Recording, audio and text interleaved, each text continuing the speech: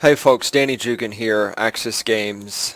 I've got for you today the final patch notes for the version 3.0 update for Axis Football 2015.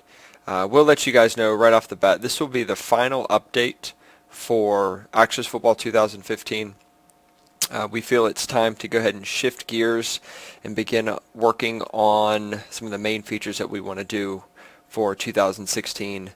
We plan to continue to put out these videos as we add those new features. So if you want to stay up to date, we encourage you to go ahead and click the subscribe button below so that you'll get notified when we put those up. But after this, we're going to go and start working on redoing the UI, adding in franchise mode, and a lot of other features that we want to get in there as well. So what I'm going to do now is try out something new.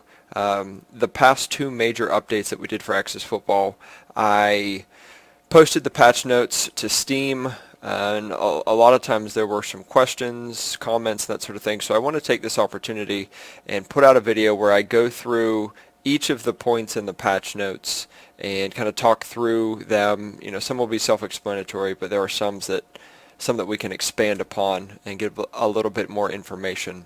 So let's go ahead and get started. I've got this pulled up in a text file. It'll be formatted much nicer in Steam when we post it live. But you'll notice there's three categories. We've got new features, we've got improvements, and we've got bug fixes. And I've got it formatted to go straight into Steam. Let's take a look at the first new feature. So you can now fully mod the height and weight of all players in the game. A lot of you are familiar with how to do this already. So if you go into the mods folder in your root directory, you'll see under the rosters, all of these files have been updated. So I encourage you, before you download the new patch, make sure you back up your files, especially if you've modded them. So if we open up Arizona, let's go into look at all team rosters first. We'll take a look here. This is the wrong one. I don't want rosters. I want player stats. Just kidding. We're in rosters. We'll get to the other one in just a second. I was confused. So if you look here, in addition to the skin, the number, the height, or skin and the number, you also see the height and the weight. So we've added height and weights for every player in the game. This is something that will be able to be seen and will affect to slight degrees certain aspects of the game. So for example, if the player is taller, the collider on the actual player in the game, so if I pull out a player in the game and we zoom in on him, if you notice, the player has a collider on it. It's this green outline. This is something that we actually update in the game. So if the player is taller, the collider is going to be bigger as well, which will have obvious effects. Same thing with the weight. The simulated physics in the game uses mass to affect various things in the game. That is something that will be affected as well. It also has to do with tackling and that sort of thing, but it's important to know these get pulled into the game just like all of the other things, and they do affect in-game aspects as well. Okay, as it says here. The other thing, now that we are looking at the team roster, is if you modded stuff before, you notice that for the skin, instead of a number like 2 and 4, it had a B or a W indicating black or white, where we had two different skin tones and that was it. And we've switched over the system now to go from a 1 to 6 scale, where 1 is the lightest white skin and 6 is the darkest black skin. This just adds more variety. So you can kind of customize if you want to make NFL players and maybe they're darker skinned, maybe Hispanic or something like that, or you want to do a light-skinned African American, you have the ability to do that. So again, just more control for you guys.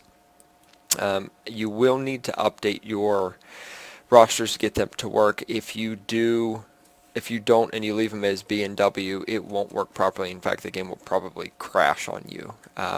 But that's why I encourage you to utilize the Excel file for cut and paste. It makes things much easier. You can simply just copy the whole row and replace it before, or just cut and paste what you want. But keep in mind, whatever is in these files are what gets pulled in. It doesn't matter what you have in the Excel file. So the game starts up and let's say you pick Dallas and Denver. It looks to whatever's in these files and it's automatically going to pull them out. Okay, so make sure you copy and paste over to these files as well.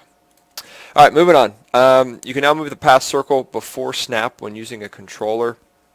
While I'm talking, I will pull out my controller and plug it in so you guys can see how this works. This was a feature that was rather highly requested. I know a lot of you, when you're throwing screen passes, it was really difficult to do so. So I'm going to delete this guy and start up a game real quick. And we will receive first. Got the...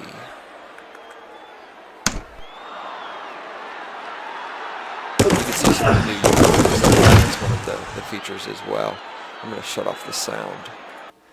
Okay, so let's say I want to throw a screen pass here. So I'm going to do running back screen.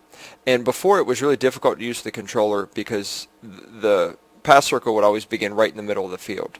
So now, using the right stick, you'll be able to actually move it before the play. And I'm using my mouse right now, but I'll show you how it works in just a second. I'm going to run out of bounds.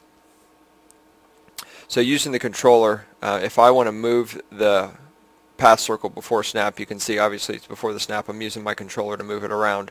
So if I want to start right here, it makes it a lot easier to throw the passes. So that's one of the features that we've added. All right. Next feature, more modding here. We've added 6 new player stats. Throwing power, fitness, awareness, agility, coverage, and hit power for all the players in the game. So you can find these under player stats. See, these are done for you already, but you see we've just tacked them on to the end. Throw power, fitness, awareness, agility, coverage, and hit power. These also affect in-game metrics as well. We have very basic implementations here. We're planning on expanding on these in the future once we really have a chance to go full circle with the 2016 version. We're going to incorporate this a lot more into the franchise mode. But we're going to touch on this a little bit in just a second. But awareness was a big thing for the defense. Higher awareness is going to give them better reaction to the ball, better reaction to runners crossing the line of scrimmage, better reaction to quarterbacks who are scrambling, that sort of thing.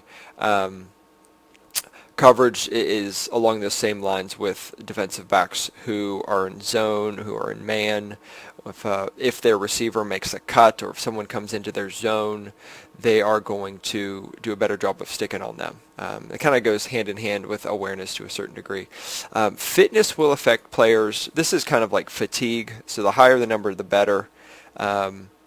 If you're running the same play with the same guy, if you're do 5 consecutive runs, even though they're different plays with the same running back, you'll probably notice a reduction in the effectiveness of that running back or of that player. And hit power determines has a small chance to increase fumbles.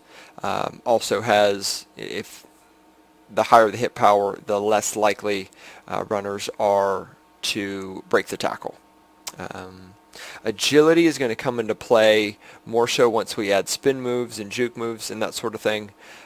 So more on that in the future once we get those in. And finally, throw power is kind of self-explanatory, but this is going to allow you to have better bullet passes. When you hold in the button, you will be more accurate with those bullet passes. It also gives you, the farther the pass circle goes down the field, if you have higher throw power, the size of the circle won't increase as much. So, and we tried to make this as realistic as possible. If you don't have a very strong arm, the farther you throw the ball, the less accurate you're going to be. So if you've got a really powerful arm, you have much more accurate throws downfield. So that's kind of how that plays into it. So again, all of these are in the Excel file and ready to go for you guys. Again, whatever is in these files is what get pulled into the game. So make sure you copy and paste over to this. All right, moving on. Next new feature, we added the ability to give hot routes to all receivers. This is something we did a separate video on, so I'm not going to spend a whole bunch of time here. So one of the cool things is if you look at this play right here, it's a pass where you've got the tight end coming on under here, and you've got both of these running backs going out for passes. Let's say we pick this play, and we notice, and hypothetical, we think that this area of the field is going to be open. So we go hot routes. I can use the controller. I'm using my mouse. We go this guy, and let's say we want him to run an out. Okay, he's going to run an out, but we think that we're going to get some extra pressure from this side of the field. So we can select any receiver, have them do any route, but one of the cool things is you can also select a running back and have him block. So instead of him running out and doing this little circle route in the middle of the field, he's now going to stay in and block, and this guy's now going to do an out route. They've got it covered pretty well, so I'm going to scramble. But that's just one of the cool features that we've added. These are also completely moddable. So, and again, I encourage you to check out the specific video for that. But you can go into hot routes and modify the hot routes here. And like I said, that other video explains how to do that. All right, next one. So, hot routes are completely moddable. New features, the kicker's name will now show before kickoffs. That was something that you guys requested, just a quick feature that we added. We added new uniforms. Ace did an awesome job with these uniforms. Let's see, get into play, and what I can do is kind of show these to you here. We got the logos on the side of the helmet. We've got cool designs on the pants. Just really unique stuff, and he really spent a lot of time making each of the uniforms look unique, and really excellent job with these. So one of the cool things that we're adding in the future is the ability to have multiple uniforms besides just home and away. So you'll be able to have like a throwback uniform, maybe an alternate uniform if you want to do like an all black uniform or an all blue. Maybe if you've got the San Diego Storm and you want to do like a powder blue uniform, that's something that you can do as well. Okay, so that's actually built into the system already. We just don't have the interface for selecting uniforms, but that's coming in 2016 for sure. This one's pretty basic. Some people requested that we give the ability to toggle the music on and off. So when the game first starts up, that music that plays, that soundtrack, you can disable it, and the preference is saved. So if you never want it to play, you just click it, and then it won't play forever again. Well, that gets saved in between gameplay sessions. Next one. This was more of a bug, but kind of a feature as well. The clock won't start until the receiver catches the ball on a kickoff. So I'm going to start a new game real quick. So if you'll notice, this 5-minute clock won't start until the receiver catches the ball. So just more of a realistic feature / bug fix that we've got in for there. This is also really cool. So we've added new idle animations for quarterback, linebackers, kickers before a play starts. I don't know if you guys really paid a whole lot of attention to it, but the players didn't really move a whole lot. And like if you look at the receivers, this is a good example. The receivers don't really move. Like they're kind of barely moving. And the linebackers did the same thing. And now if you notice, they're kind of bobbing around a little bit. They have a little bit more life. If you notice the quarterback, his head's kind of moving back and forth, looking at the different areas of the field. Again, this is a real small thing, but we wanted to add some additional life to the game, make it a little bit more realistic. So this is one thing that we did there. And the final thing for new features, we did a separate video on this. You can now shift your defense around. So I've got the controller plugged in. I'm going to start a new game and kick off just so we can get on defense and you can see how this looks if you haven't seen the other video. So I'll pick a defensive play. I can shift my linebackers back and forth. I can move my D-backs up and back. I think that looked like it got tipped. I could shift my line way over, shift my linebackers the other direction. So again, this gives you some depth of play for the defensive side. I know a lot of you were requesting defensive audibles. This was kind of our compromise for now. We certainly plan on expanding this in the future. So I'm going to pause this here. For example, if we have this kind of configuration, one of the things we want to do in the future is we want to give you the ability to control not only shifting the linebackers back and forth, but also the degree to which they are close to each other. Okay, so we might, if you're expecting a lot of, maybe you expect him to do like an out to the flat, and you know you've got man coverage on the outside here, and maybe you've got cover two where these two safeties are going to split the field, and you want to kind of cheat this linebacker out but not shift the whole line over. I want to give you the ability to spread your linebackers out, or on the other hand, if maybe they're not in kind of a spread formation like this, and you want to bring the linebackers together. You are expecting a draw, you're expecting a dive, something like that. You can pull the linebackers into the middle. We also want to give you some abilities to adjust the coverage of your secondary on the fly. So you can shift coverage to the right, maybe switch to zone, man, that sort of thing. That's what's coming in the future. Okay, so we want to add some additional depth to the gameplay. All right, let's move on to the improvement section. We'll wrap this up. Little things here. We increased the leg size of the player models. If you viewed them from certain angles, they looked a little lopsided. They weren't when you examined them, but we made their legs a little bit bigger.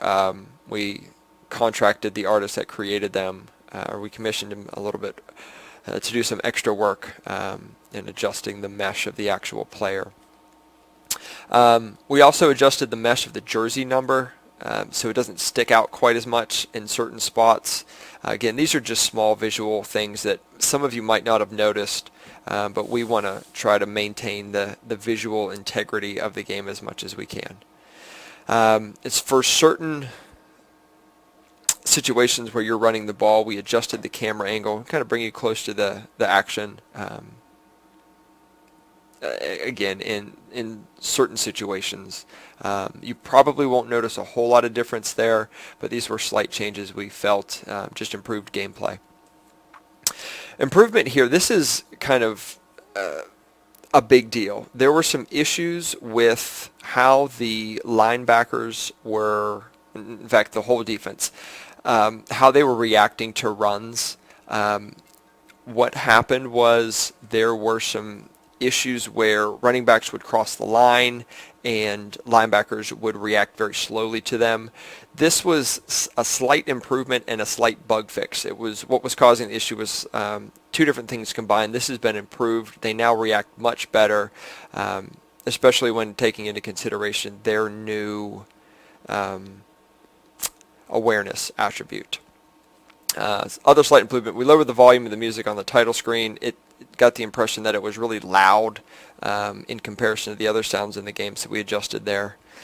And then finally for bug fixes, you used to be able to run out of the back of the end zone on a kickoff. You can no longer do that. Kickers were being able to kick field goals way beyond what was normal. That was a math error on my fault, or on my part, so that has been fixed. Fixed a bug that was causing pass, rush, and total yards allowed to be equal to each other. This was something on, I believe, the season stats. I fixed this a while ago, but I think that's where the issue was.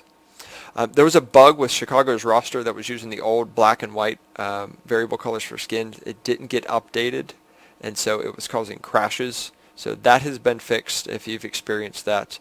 The crowd no longer cheers or boos with the sound turned off. We fixed that bug. If you got to the playoffs, you could no longer view the season stat screen because the playoff window was covering it. We have fixed that.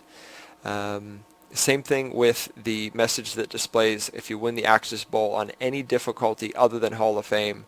It used to spill outside of the background. It's just a visual bug that we have fixed. And now the opposing team will properly call timeouts in coach mode. We have fixed that bug as well. So again, this is the final update for Axis Football 2015. We are certainly not done working on this game. I've mentioned before we are in this for the long haul, and we are. We will be back very soon with updates on the 2016 version. As always, thank you for your support. Thank you for your feedback. You guys have made this game so much better. If you look back to what this game had when it was first greenlit on Steam and what it has now, it has come a really long way.